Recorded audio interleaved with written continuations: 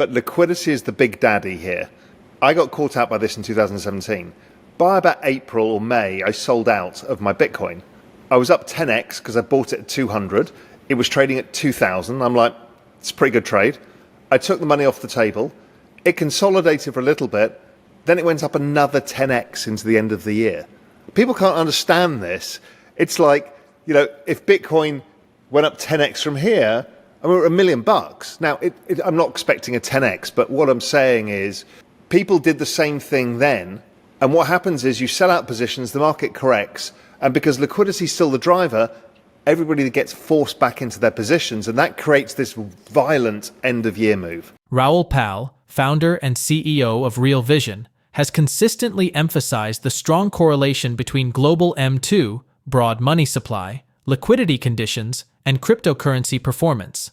According to Pal, when global M2 expands, it injects liquidity into financial markets, creating a favorable environment for risk-on assets like Bitcoin and other digital currencies. Cryptocurrencies, being highly sensitive to shifts in liquidity, tend to thrive when central banks and governments implement policies such as quantitative easing or fiscal stimulus. While Bitcoin often moves in tandem with equities, especially technology stocks, Pal argues that during periods of extreme liquidity injections or financial distress, crypto can decouple and significantly outperform as speculative capital seeks high-return opportunities. Despite strong long-term fundamentals, the cryptocurrency market has underperformed expectations in recent days. Pal attributes this to the current strength of the US dollar, which he warns poses risks not just to crypto, but to financial markets and the global economy at large. He believes that major economies may soon be forced to refinance their mounting debts, leading to a surge in global liquidity. Furthermore, with U.S. President Donald Trump's preference for a weaker dollar, Pal anticipates that the Federal Reserve will be pressured to shift its policy stance in the coming weeks, injecting liquidity through various mechanisms to stabilize markets and support economic growth. In an exclusive interview with Mario Nawfal, Pal elaborates on his expectations for monetary policy in 2025, the impact on cryptocurrency prices, and Trump's broader economic strategy. Stay tuned as we bring you key insights from this discussion. If you enjoy this content, please like and share the video, subscribe to the channel, and turn on post notifications for more updates. Your engagement plays a crucial role in boosting the YouTube algorithm and helping the channel grow. Thank you, and enjoy the video. Today's video is sponsored by CyberGhost VPN. With over 38 million of users worldwide, this is the most recommended VPN provider on the market, and it has an impressive, near-perfect score on Trustpilot. More than 20,000 rated it excellent on the review platform, so I want to tell you more about this product. A VPN is essential for protecting your digital privacy, and if you think you're already covered because you only browse in incognito mode, think again. Plenty of eyes are watching you every time you go online, and incognito mode only gives you a false sense of privacy. Your internet service provider, your school's or work's IT department, owns your home Wi-Fi router, and even the websites you visit still know who you are and track your every move. To put a stop to this privacy invasion, what you need is CyberGhost VPN. Just turn on CyberGhost VPN before you browse. It encrypts and reroutes 100% of your traffic through their secure servers, so no one will even know about your online activity. It's all really simple, and CyberGhost has servers in over 100 countries ready to cater to your every need. By the way, by changing your location with CyberGhost, you can also unblock libraries of over 40 streaming platforms like Netflix, Amazon Prime, and many more. Just amazing. The app is available for all operating systems, and can protect up to 7 devices at the same time for you, keeping you anonymous around the clock. That's a lot of devices, so you can always share your subscription with friends and family. What's more, CyberGhost VPN doesn't keep logs, so not even themselves know what you do online. If you want to keep prying eyes at bay and be anonymous online, now's the perfect time to get CyberGhost VPN. And by using the link in the description, you benefit from an 83% discount, and you also get 4 months for free. And since they have a 45-day money-back guarantee and access to 24/7 customer support, everything is risk-free for you. So, use the link in the description, Get CyberGhost VPN and start protecting your digital life today. No, it's exactly where I think it is, which is we're now in the part of the cycle which tends to be what I call the banana singularity, when things start to get really crazy. We've seen that with the Trump coin and whatever. What we're still missing is the massive liquidity injections that should come into the market from the central banks and governments. We've got the US will be draining what's known as the Treasury General Account, which is their checking account. That will increase liquidity significantly in the US over the next few months until they negotiate the debt ceiling. I think there is a broader deal that's going to get done with the dollar and China, and I think the US is been using the strong dollar as a negotiation point with China. China can't stimulate its broken economy right now until the dollar weakens, because if not, if they stimulate, they'll break the peg against the dollar, which they do not want. They don't want capital flight. So you need the dollar to come down, and then the Chinese can stimulate and help the world economy recover. The US knows this, and it's a tool for everybody.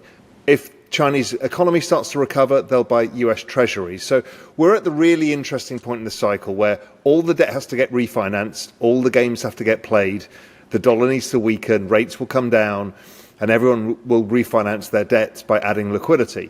What does that all mean? All of the macro stuff, all it means is number go up. Liquidity is debasement of currency. Debasement of currency is the driver of crypto prices and all asset prices. So it all lies ahead this year. What's interesting is the discussion around when the cycle ends. So a lot of people have PTSD because of the last cycle, and that finished early. It peaked in April, went down 50%, up, made a new high, and then kind of just failed, right?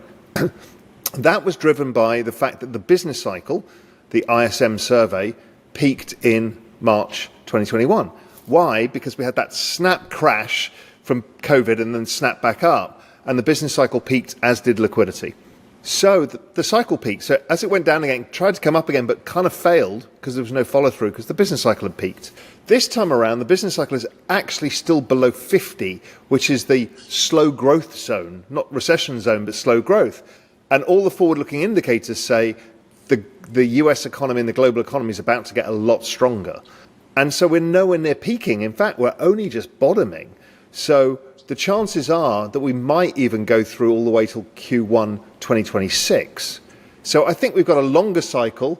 I think it will almost certainly outperform the last cycle and looks more like 2017 to me, which, guess what, was a Trump cycle. And we entered the Trump cycle last time with tariffs and, oh my God, this and that. Rates were going up and the dollar was going up. Trump came into office and immediately said the dollar's too high. The dollar came lower. China were also near recession. They had to stimulate. They spent the rest of the next 2 years stimulating.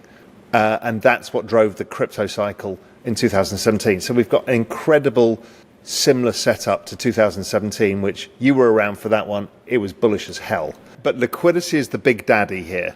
I got caught out by this in 2017. By about April or May, I sold out of my Bitcoin. I was up 10x because I bought it at 200. It was trading at 2,000. I'm like, it's a pretty good trade. I took the money off the table. It consolidated for a little bit. Then it went up another 10x into the end of the year. People can't understand this. It's like, if Bitcoin went up 10x from here, and we're at $1 million. Now, I'm not expecting a 10x, but what I'm saying is people did the same thing then. And what happens is you sell out positions, the market corrects, and because liquidity is still the driver, everybody gets forced back into their positions, and that creates this violent end-of-year move. That's possible. I'm not saying it's definite, but I think of improbabilities, and that's where my head's at. So when you put all these factors together, what's happening in the SEC and how bullish the current administration is towards crypto, and when you look at the macro factors as well, could we see a super cycle? Is it a sin if we discuss it this time around? I'm going to flip it a different way of looking at it. Has Amazon been in a super cycle? Yeah. Has Microsoft? Yeah. Has Google? Yeah. Have they all had massive correction periods during the downside of the 4-year cycle? Yes, every single time. So what you don't do is you don't get rid of the cyclicality. It's the compounding of returns over time. Now, the only change that I could say is possible, and I think is likely, is that the downside in Bitcoin is not as big as people expect, right? The free money trade is you try and sell out somewhere near the top, or even if you don't sell out, you're waiting for the dip to buy more. The answer is usually wait till it's down 70%, 75%, start buying, and you make a 20, 30x on that trade every time. My guess is it probably ends up down 40 and not down 75. And that will create a lot of complications for people who are waiting for the big leg lower. And people are going to get caught out, I think, in this cycle. Now, that doesn't mean all of the long tail stuff doesn't go down 90%. Of course it will. But I'm thinking about Bitcoin itself as the anchor price to this whole thing.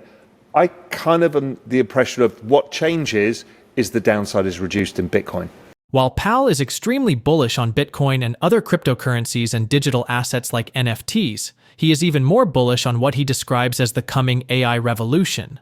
Pal believes the world is heading toward an economic singularity, which will completely change and mess with our understanding of business models, market strategies, and the global economy at large. Though Pal believes the coming AI revolution will be completely disruptive for the financial markets, he is positive that it will be a permanent and much-needed solution to the world's massive debt and productivity problems.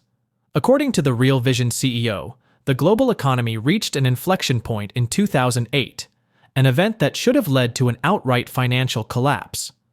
However, central banks intervened with aggressive monetary policies, effectively preventing the system from unraveling.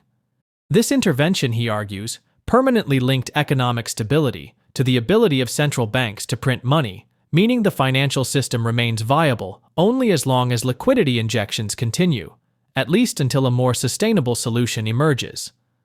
Pal attributes the current economic challenges to long-term demographic shifts and declining productivity, which he believes are the root causes of the financial instability central banks have been trying to mitigate. However, he suggests that rapid advancements in robotics and artificial intelligence may provide the breakthrough needed to reverse these trends. By 2030, he envisions a world where AI and automation significantly enhance productivity, allowing economies to manage their ballooning debt burdens more effectively. This technological revolution, in Pal's view, could be the key to restructuring global economic dynamics and ensuring long-term financial stability. Let's get back to the video. I've argued about this. This space doesn't understand what agents are. What people are building right now is basically macros or like trading models that you can do on TradingView. That's what they're doing, and they're getting it to be able to execute. It's kind of if then do that, do this, right? Yeah. What is about to come is agents that process information themselves and make decisions themselves. The autonomous agent thing is much bigger. So you would then say to an autonomous agent, I'm looking for 50% return over the next 3 months, find me the best strategy, and then implement it. And it will go and do that, knowing what your risk tolerance is, for example. So it figures out all of the steps, and there is no prompting. There is no code writing of you do this, this is how you do the MetaMask thing. None of it. All of it will happen itself. And that, I don't know whether we're going to get that or the AI companies. Somewhere within this, I just don't know that we're going to have an opportunity to make any money. Yeah, because when we do get there, and if it is one of the larger players that gets there, the markets become extremely efficient. So it gets very difficult for you to get those returns in the first place. That's right. And this is what I'm trying to get. I talk about this thing about after 2030, we get to the economic singularity. And one of these is this point, is the closer we get to artificial superintelligence, the less there is for money, corporations, anything, or financial markets. You can't outcompete ASI.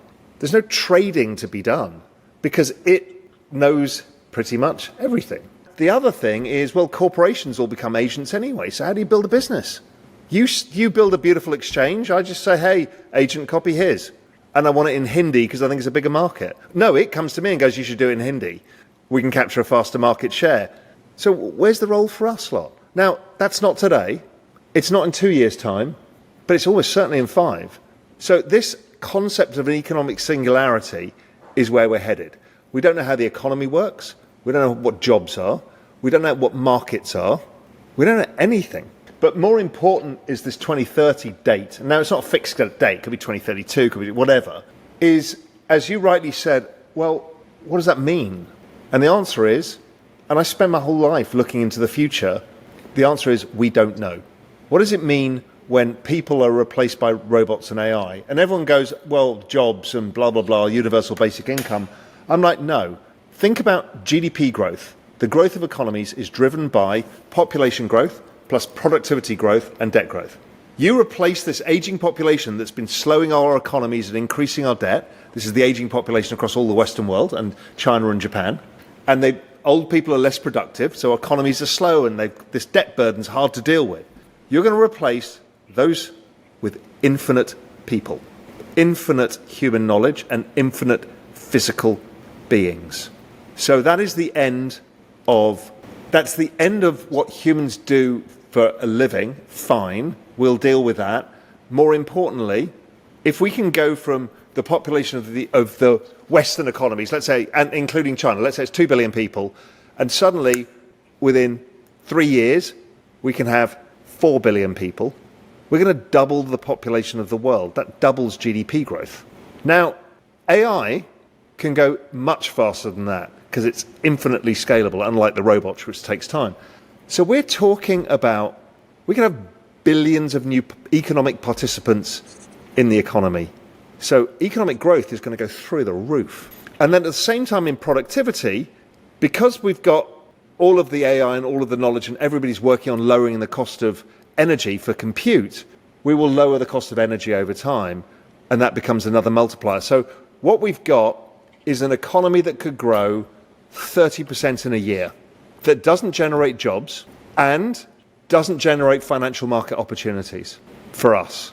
So and we don't even know there's such a thing as an IPO market at that point, because the velocity of capital from agents building things and using tokenization as the way forward, what we're seeing in meme coins, the instant creative destruction cycle, I mean, it's la la land. So it's a really simple thing. Invest in your own demise. Just buy crypto and tech. Make as much money as possible. And I'm here in Little Cayman, a small island of 140 people. Robots aren't coming here. There's nothing the tide comes in, the tide goes out. The sun goes up, sun goes down. Nothing matters. So nature is going to be the single most important thing you're going to have to focus on, because it'll be your way out. Don't forget to click on the description link to get the special discount CyberGhost VPN is granting to our channel users. This application will protect your data while you browse and give you full access to all blocked content on the internet for $2.03 a month only. Totally risk-free, so check it out. Link in the description. One of PAL's core recommendations in preparing for the coming AI revolution is to focus on wealth accumulation within the next 5 years, as he believes there will be an unprecedented shift in how economies function afterward. He argues that the ability to generate wealth through traditional means will diminish as AI-driven automation replaces many human roles across industries.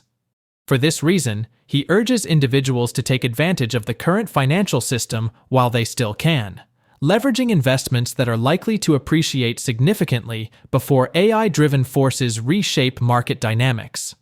A key aspect of his strategy revolves around cryptocurrencies, which he sees as a fundamental pillar of the future economy. He posits that AI agents, which will play a major role in economic transactions, cannot use traditional banking infrastructure. Since AI cannot open a bank account or interact with conventional financial institutions in the same way humans do, decentralized digital assets such as cryptocurrencies will likely become the primary medium of exchange. He believes this transition will create massive opportunities for those who position themselves early in the crypto space, particularly in assets like Bitcoin and Ethereum, which have already demonstrated resilience and network effects. PAL's prediction of an economic singularity raises profound questions about the future of finance, labor markets, and wealth distribution. His argument suggests that rather than succumbing to economic stagnation under the weight of rising debt and demographic challenges, the global economy will undergo a transformative leap in efficiency, fueled by automation and AI-driven productivity gains. If PAL's vision materializes, the implications would be massive. Traditional labor markets could be upended as AI and robotics replace many jobs, requiring governments to rethink social safety nets, taxation, and economic policies. Asset prices, particularly in equities, digital assets, and hard commodities, may surge as liquidity injections and technological breakthroughs fuel a new era of economic expansion.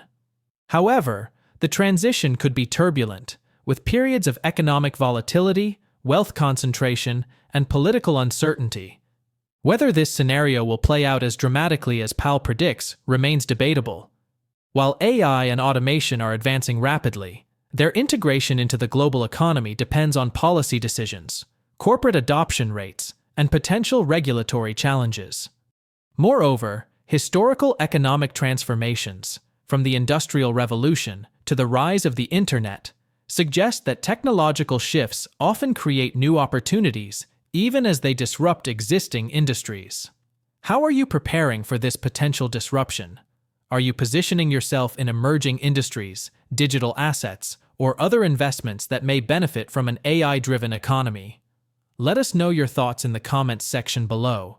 And if you found this discussion insightful, be sure to like this video, subscribe to the channel, and turn on post notifications for more updates. Thanks for watching.